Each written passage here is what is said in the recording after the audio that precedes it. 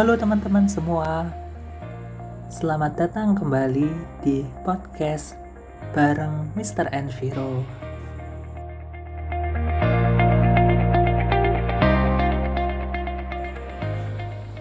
Oke, jadi di podcast kali ini kita akan ngobrol bareng seputar tema apa saja sih prospek kerja dari seorang kesehatan lingkungan. Nah, yang pertama, seorang kesehatan lingkungan itu bisa bekerja sebagai tenaga kesehatan karena kesehatan lingkungan sudah memiliki peraturan perundang-undangan sendiri yang menyebutkan bahwa kesehatan lingkungan sebagai seorang tenaga kesehatan. Jadi kita bisa bekerja sebagai seorang tenaga kesehatan. Tapi teman-teman semua yang harus kita ketahui bahwa seorang tenaga kesehatan itu harus memiliki yang namanya STR atau surat tanda registrasi. STR ini bisa didapatkan kalau kita tergabung ke dalam suatu organisasi yang namanya HAKLI, Himpunan Ahli Kesehatan Lingkungan Indonesia. Di sana kita salah satu syaratnya harus ikut sumpah profesi, sampai nanti kita harus ikut ujian kompetensi yang diselenggarakan oleh Kementerian Pendidikan dan Kebudayaan. Lalu setelah kita lulus, kita mengajukan STR online yang ada di website Kementerian Kesehatan. Dengan STR tersebutlah kita diakui sebagai seorang tenaga kesehatan. Lalu seorang tenaga kesehatan lingkungan juga bisa menjadi seorang HSE, Health, Safety, and Environment. Jadi kita juga bisa bekerja sebagai HSE, baik dari HSE perusahaan ataupun HSE yang ada di pemerintahan seperti BUMN. Selain itu juga kita bisa berdiri sendiri sebagai Environmental Health Advisor. Nah, ini salah satunya kita bisa bekerja sebagai hygiene industry. Jadi kita memastikan hygiene industri yang ada di suatu perusahaan tersebut terjamin dan baik. Selain itu juga kita bisa bekerja sebagai environmental health auditor.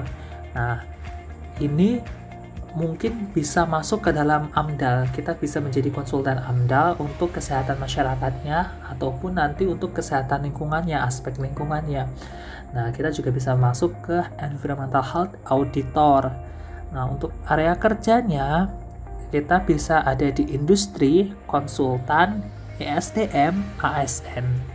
Nah, kalau industri kita bisa di pariwisata seperti hygiene pariwisata, lalu sanitasi yang ada di pariwisata, kemudian bisa di industri rumah sakit, bisa di transportasi juga. Lalu untuk konsultan, kita bisa berdiri sendiri sebagai konsultan pribadi atau konsultan pada pihak ketiga.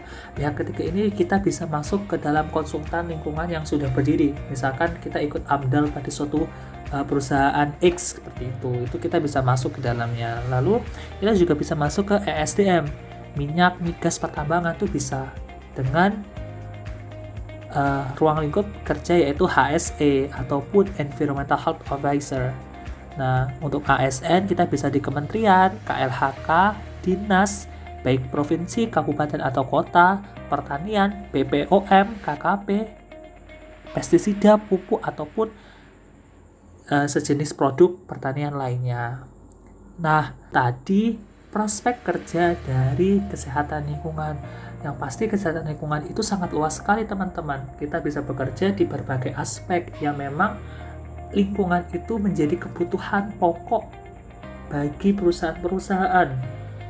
Karena dari aspek lingkungan tersebutlah ternyata banyak yang mengakibatkan PAK, penyakit akibat kerja juga bisa, ataupun kecelakaan dari environment tersebut. Nah, oleh karena itulah seorang kesehatan lingkungan banyak sekali untuk pekerjaan-pekerjaan yang ada, sehingga kita jangan takut nanti kalau memilih kesehatan lingkungan mau kerja apa ya, mau prospek kerja seperti apa ya, bagaimana kerjanya dan lain sebagainya. itulah obrolan kita tentang prospek kerja kesehatan lingkungan. Jangan lupa teman-teman semua selalu follow, selalu subscribe, comment, like, and share, dan juga jangan lupa tekan tombol loncengnya. Pastikan kalian orang pertama yang akan mendapatkan notifikasi podcast bareng Mr. Enviro, karena nantinya bakal lebih menarik obrolan kita seputar kesehatan lingkungan.